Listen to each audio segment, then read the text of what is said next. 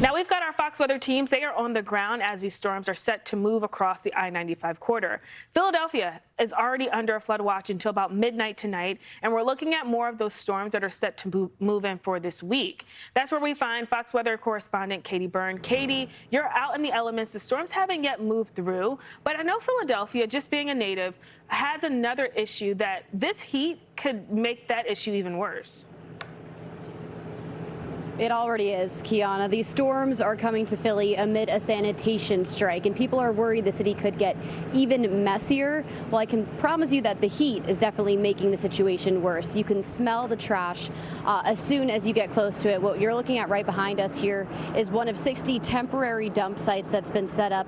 The actual bin that was holding a lot of these bags was just taken off by a big truck, likely to be emptied and brought back. But for now, people are bringing their trash over, either walking it over or driving it over, and it's just ending up in the street.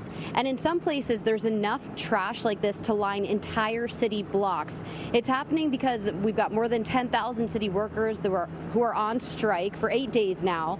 They're fighting for higher pay and better benefits. And I'm talking to residents about this. They're hoping they reach an agreement soon because we've got the severe thunderstorm watch and a flood watch here tonight. They're worried that the rain headed our way could create essentially trash rivers, and storm drains could get jammed up from the debris. The city could see up to 4 to 6 inches of rain, and people say it's already a mess. They don't want it to get any worse than it is.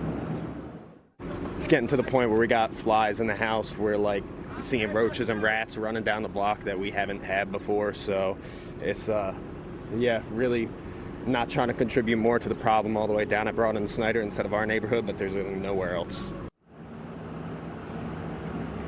An added concern, Kiana, is 911 call centers. We know there are staffing shortages, and the strike is stretched to impact them as well. So we always have the concern when you've got severe weather in the forecast that those calls could come in if people need help, if they end up stranded in water, and that's not a good situation if we get into that as we still await the rain. Right now it's still, sun's out, but I do see some clouds building in the distance, so we're getting into that window of that severe weather potentially starting up for us in the Philly area. And Katie, before we let you go, I just want to kind of talk about this too, because Philadelphia was under a heat advisory today. Being out in these elements with that trash there, kind of talk to us about how that feels, what it smells like. Is the air thick and sticky? Kind of give us the lay of the land for that experience too. It smells terrible, and the heat is just baking us, and it's baking the bags of trash that you see just sitting out here. We've got this trash truck just pulling up here. So we have a lot of these third-party trash trucks coming in from other areas. This one looks like it is from the Philly area, but not part of the city workers, I don't believe, who are on strike at least.